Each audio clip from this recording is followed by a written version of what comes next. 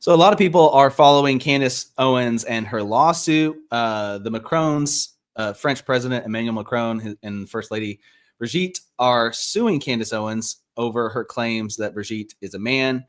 And a very interesting story. Obviously, we're not going to know how this story ends until the lawsuit takes place and all of it goes down. But a lawyer recently released his opinion and a perspective about how she could potentially lose the case. So a lot of people think that she's right.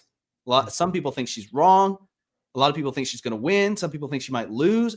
He's bringing this case and he's saying, hey, here's one way that she could potentially lose. Now, I'm not claiming she's going to lose. I don't know what's going to happen, right? I'm trying to follow the evidence as best I can, and it feels like a whirlwind right now. Reese, you probably feel the same way about it, I'm guessing. Well, the whole story feels like a whirlwind, and very hilariously, I think we have a lot of split even on our own co-hosts here on this podcast. And we've done probably 2 episodes on this before, and it seems like every time we end up having a little bit of like a clear split between maybe half the room thinking that Candace Owens is probably correct about most of her accusations, and then half the room being like, I don't know. It just seems so, I don't know. So, when you can't agree on something, the next best thing to do is make a movie about it. So that's actually this video right after we talk about how she could potentially lose the case. We're going to let y'all in on a little bit of a teaser about the film that we're making right now, all about Candace Owens. So if y'all saw the film that we produced last year, it was called The Outlier. I'm going to throw an image up here. Right? Donald Trump, The Outlier, full documentary. It got 1.2 million views, I think, in a couple months. This film is still available. I took that version of it down off of another channel. It's still available on this channel on Filibusted. It's got a lot less views here. But if you want to watch the film, you can. This little mini doc about Candace Owens is going to be similar to that same kind of vein. Not as long, but I'm excited about talking about that in a few minutes. So let's jump into this. Some people have tried to show evidence that Candace is wrong, right? People like, and I've mentioned this before, this is Coleman Hughes. He's tried to bring some evidence. A lot other people have. She obviously has done an extensive amount of research and a lot of preparation and journalism in preparing 6, 7, 8, however many many documentary episodes that she's done. So she's done so much evidence. It'd be very difficult to break everything down. And that's not what we're trying to do. We're focused on what is happening with this case, right? Because the Macrons are coming. They're suing her for defamation, for essentially malice. That like defamation is defined as you were maliciously attacking somebody and slandering them. It wasn't just you got it wrong, and it wasn't just, you came up with a conspiracy theory. It was malicious slander and malicious defamation.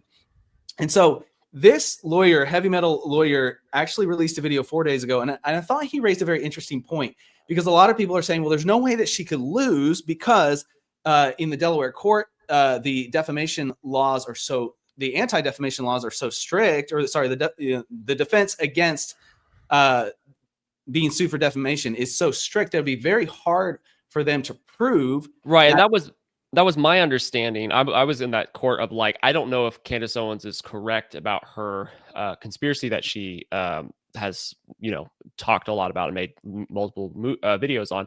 But that was kind of in the camp of like, I don't really see her losing because they're suing her and they're coming to the United States to sue her. And then in Delaware, and like you said, Delaware has laws that lean more towards the person being sued in the case for defamation. That's like, how strongly are they going to have to convince that to prove the prosecution that she knew she was lying the whole time, when it's like, well, she has a lot of evidence, a lot of things that she's pointing to. Even if she's wrong, she clearly fully believes that she's right.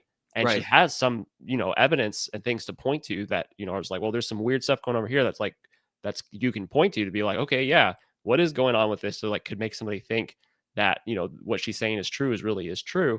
So that's where it's just like, what are they going to have to do to win the case? What are they going to have to do to prove that she was actually just lying maliciously? But I don't know what the barrier of, the law really is.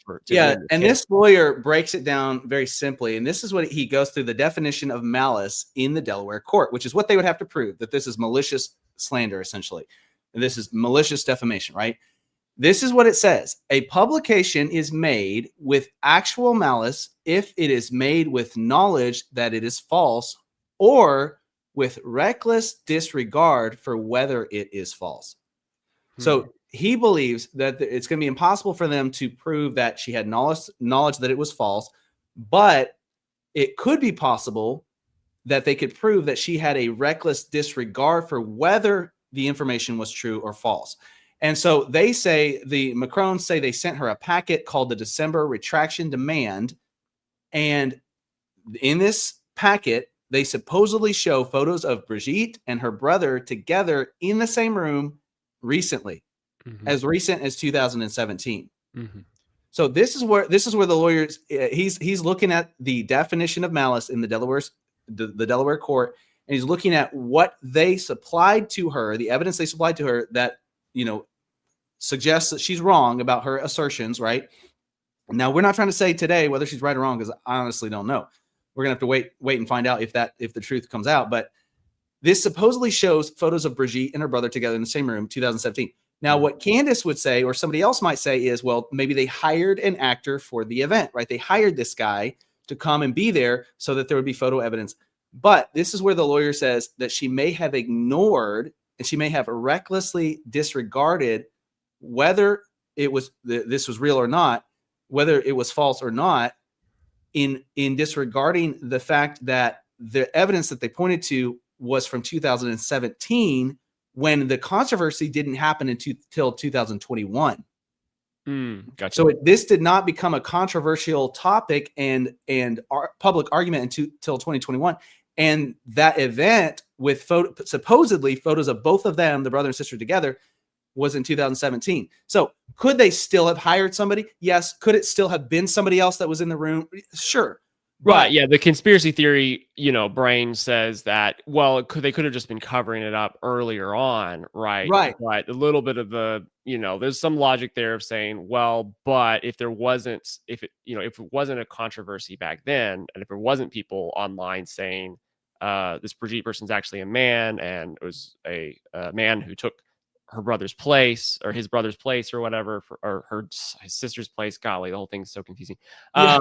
Anyways, it was like, there's a sibling exchange thing that happened where one of the siblings died at a young age, and the other one took their place, and all that, all the whole web of conspiracy, Candace's whole web of conspiracy. It's like, yeah, if there wasn't somebody publicly claiming that, then obviously there'd be less of a reason for them to go through the hoops, and then even just the risk of like trying to cover up their lie with another lie, be like, oh, we're going to hire this actor to come and play the brother. And the brother thing is actually one of the things that is, because I don't know exactly where I stand, because I've seen some of the evidence on both sides, but the brother evidence is one of the ones I think is more convincing, that Candace is not correct, is because I have seen, photos of this brother from even more recent events, and he does look like a fat version of what he looked like as a child. The siblings just look really, really similar.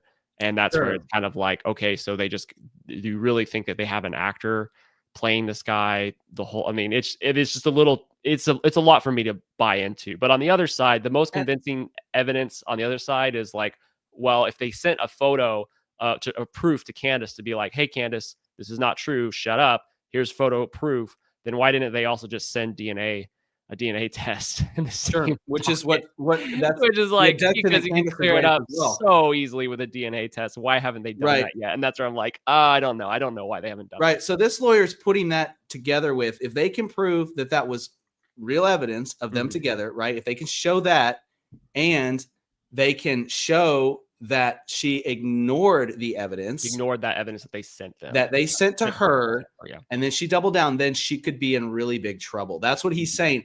And he's saying they could potentially, with that combination, they could show that she had a reckless disregard for whether the evidence was true or false, right? Yeah. And so she may, if that happens, she may lose, but she may not. She may still win the case. She may walk away unscathed.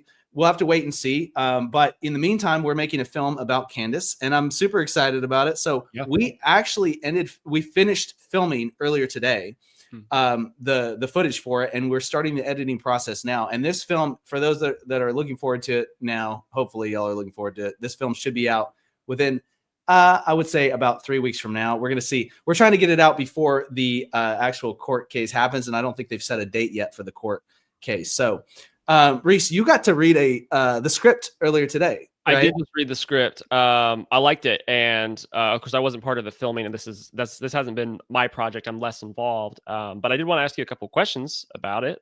Sweet. So this short film that you guys are putting together, that I've gotten to see just a little bit. I did just check out the script, like you said. What's the name of it, and what is it about? It's a shorter film. It's not going to be as lengthy as The Outlier. It's more of a short. Yeah, we're calling it a mini. We're calling it a mini doc. Mini doc on Candace Owens. But yeah, what's the name, and what is it about? So the working title right now is Becoming Candace, which obviously we're trying to cleverly play off of Becoming Brigitte.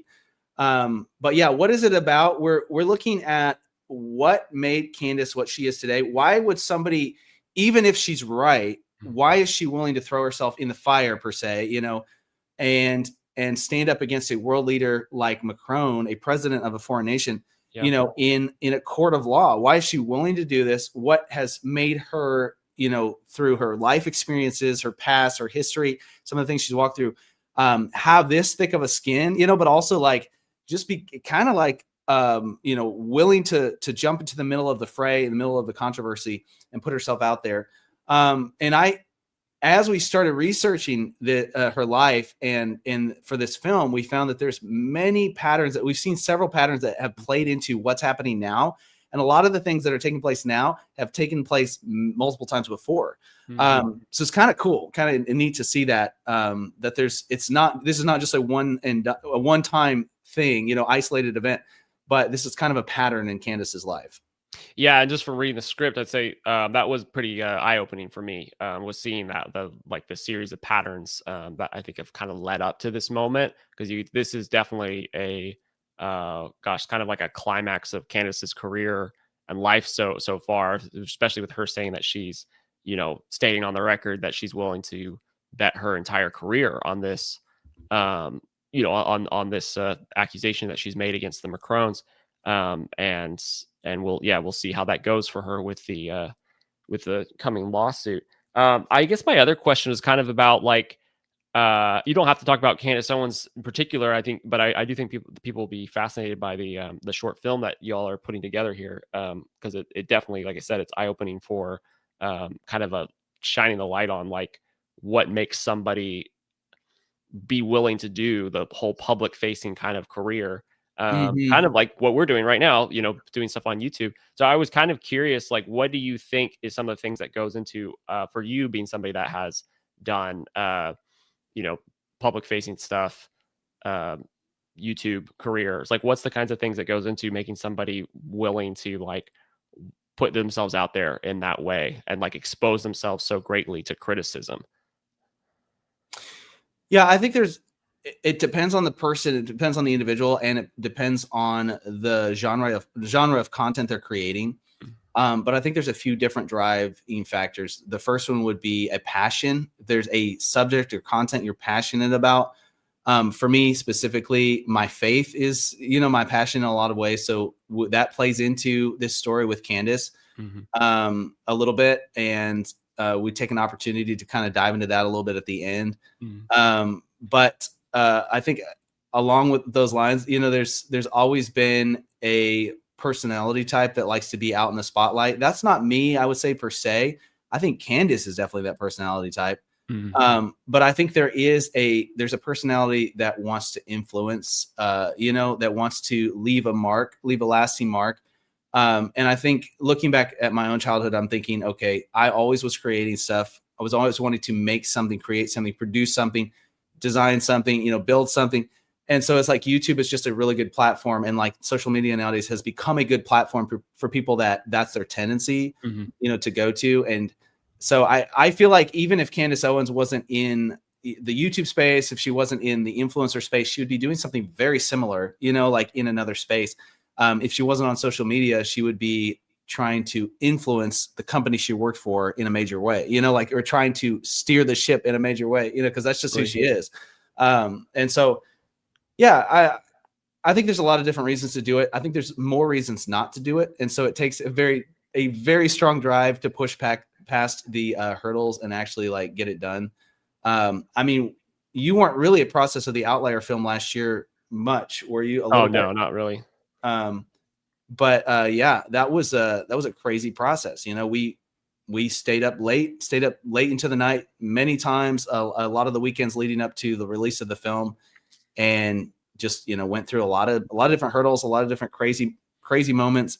And it was emotionally challenging, physically taxing, and like just in every way, like spiritually, like, you know, having to reach down to the depths and like, you know, find strength to keep going. But, you know, but that's any filmmaker out there. That's any, you know, it's like anyone that's trying to produce a large project in a small amount of time. Like that's really what it takes. And so I don't know, I would give props to Candace for that, for the amount of research she's willing to do and the excellence that she does, the things that she does. And, you know, even with the stances that she takes, like, I don't agree with every stance that she has, but it's like the things that she does, like, I definitely like can see that she does things with excellence, and we can at least take a line from that, you know, and try to replicate that. So yeah, I think it's really cool. The script that I read of the film that's coming out that you guys will, I'm sure, will finish in the next few weeks, is like you kind of highlight like I would say like kind of like her mission statement in a way, or you're trying to dig into and being like, what is her mission statement? Why is she so driven in this way that she is? You know, not just putting in the hard work to do something, but like constantly exposing herself to the amount of criticism and lawsuits, and again cover several lawsuits that she was involved in the past. And so you're digging into that, like like you just talked about the things that can drive you and your passion for doing this, exposing to criticism, and they drive into that.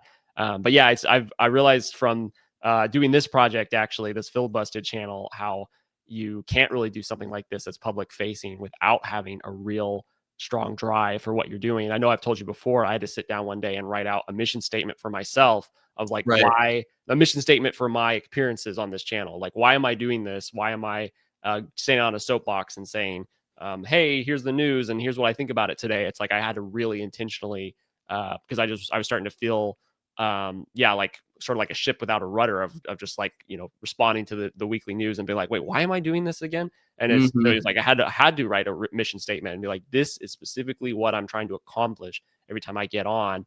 And maybe we'll cover more. I could maybe read my mission statement in the future on a future episode if we talk more details about that. But, you know, the gist is just like trying to bring a level of positivity and goodness and wholesomeness in a space that typically can just be extremely reactionary and negative to like becoming, you know, every wave of the news. It's just like, oh yeah, the world's still a terrible place and these things are still so bad. And so it's like I'm attempting to inject a positive viewpoint and wholesomeness into what can often be like a negative, cynical space.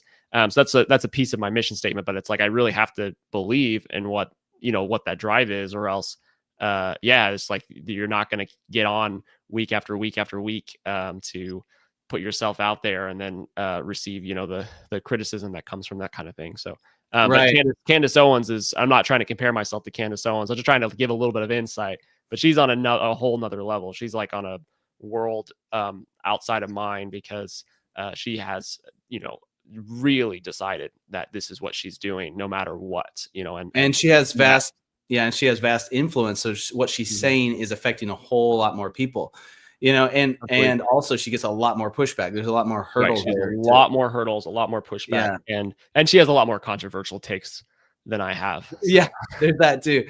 Maybe we should start doing that on this channel. No, I'm just kidding. The problem with having controversial takes is you have to be really, really convinced of what you're saying. Exactly. I tend to be pretty skeptical. And so it takes a lot for me to get convinced of something that's really outside the norm.